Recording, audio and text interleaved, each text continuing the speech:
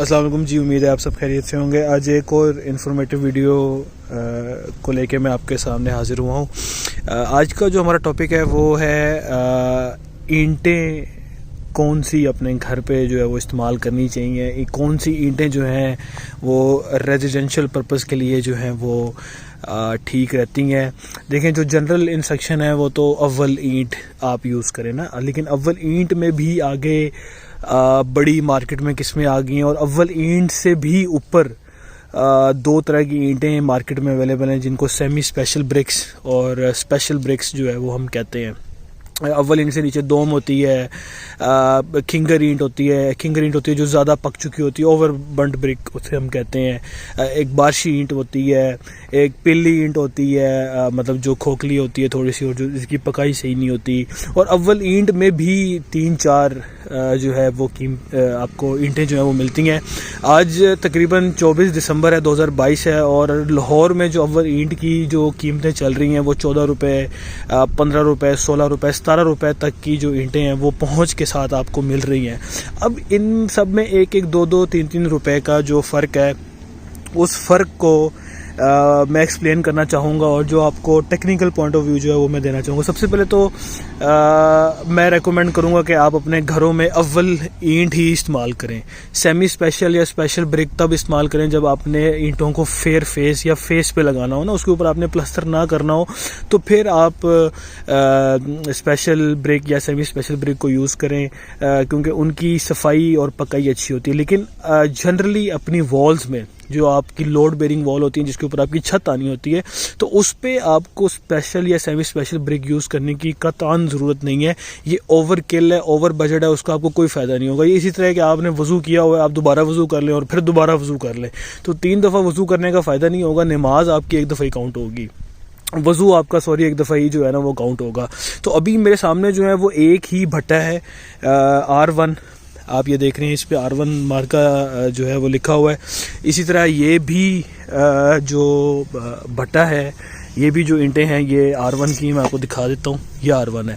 लेकिन दोनों की रंगत में और दोनों की शक्ल सूरत में आप देख रहे हैं कि ये थोड़ी सी आपको थोड़ी सी प्यारी लग रही होगी, थोड़ा सा डब वाली ईंट है, पिलाहट है, और ये थोड़ी सी सफ़ेद लग रही होगी, ऐसा लग रहा हो जैसे ये रूखी या डल लग रही होगी। लेकिन हकीकत में ये दोनों ही अव्वल ईंटें हैं, एक ही भट्टे से निकली हैं। लेकिन होता ये है कि कभी कभार ईंटों की डब अच्छी आ जाती है तो वो उस तरह की ईंट निकल आती है, कभी कभार ईंटों की डब या भट्टे से निकलने की वजह से कोई ना कोई मसला होता है तो जिसकी वजह से रंगत सही नहीं होती। अब ये दोनों ईंटें अव्वल हैं, इन दोनों की जो स्ट्रेंथ हमने लेबॉर्ट्री टेस्टिंग भी की है वो 1500 PSI को क्रॉस कर रही है। तो सबसे पहले तो मैं ये बताता चलूँ कि अव्वल ईंट को आप किस तरह क्लासीफाई करते हैं, उसके टेस्ट क्या होते हैं। अव्वल ईंट के 2-4 टेस्ट हैं, जिसमें से सबसे पहला टेस्ट ये है कि वो 1500 PSI से ऊपर उसकी कंप्रेसिव स्ट्रेंथ हो।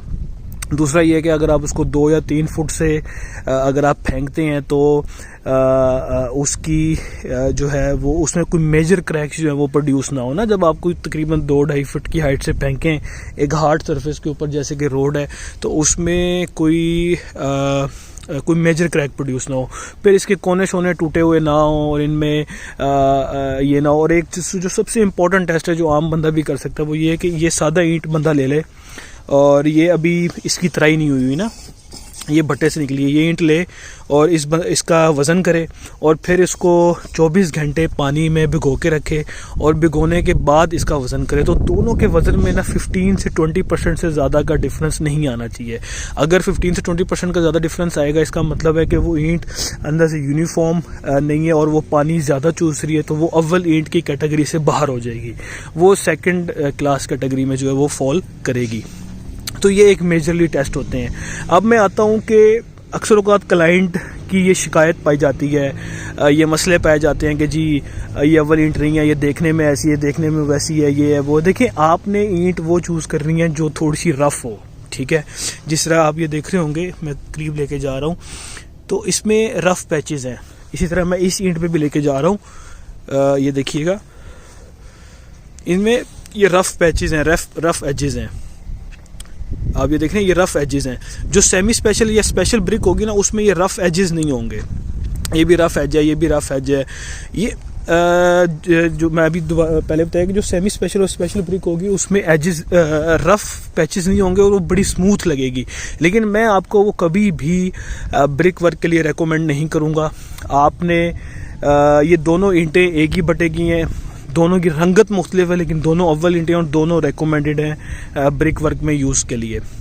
और इसमें इसकी बनावट में इसकी जब ये लगेंगी तो इसकी स्ट्रेंथ में कोई भी कतन भी कोई फ़र्क नहीं है। तो आप प्यारी या खूबसूरत ईंटों की तरफ ना जाएं, आप उस ईंट की तरफ जाएं जो पकी हुई पूरी हो, जिसकी वाटर अब्जॉर्प्शन टेस्ट जिसका पास हुआ हो, जिसका ड्रॉप टेस्ट जो 2.5-3 फुट से आपने करना है वो पास हुआ हो, जिसको अगर आप आपस में नॉक करें तो उसमें रिंगिंग साउंड प्रोड्यूस हो, और जिसकी PSI 1500 से ऊपर हो। तो आप उन ईंटों पे जाएं जो ये 5-6 टेस्ट जो है वो पूरे कर रही है, ना कि उस ईंट पे जाएं जो कि रंगत में दिखावे में अच्छी लग रही हो ना।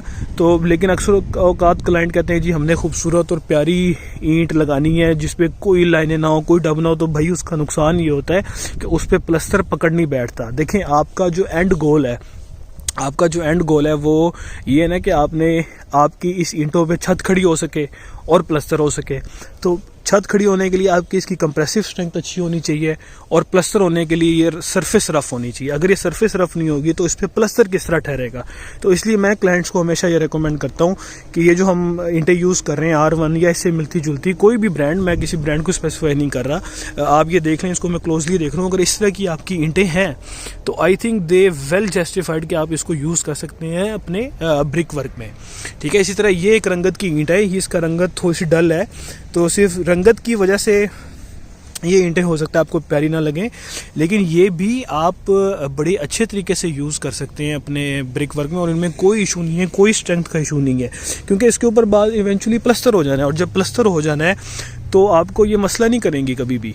तो कहने का मकसद ये है कि आप ईंटों के मामले में क्लाइंट्स को मैं जनरली ये कहूँगा कि वो टच ही ना हो।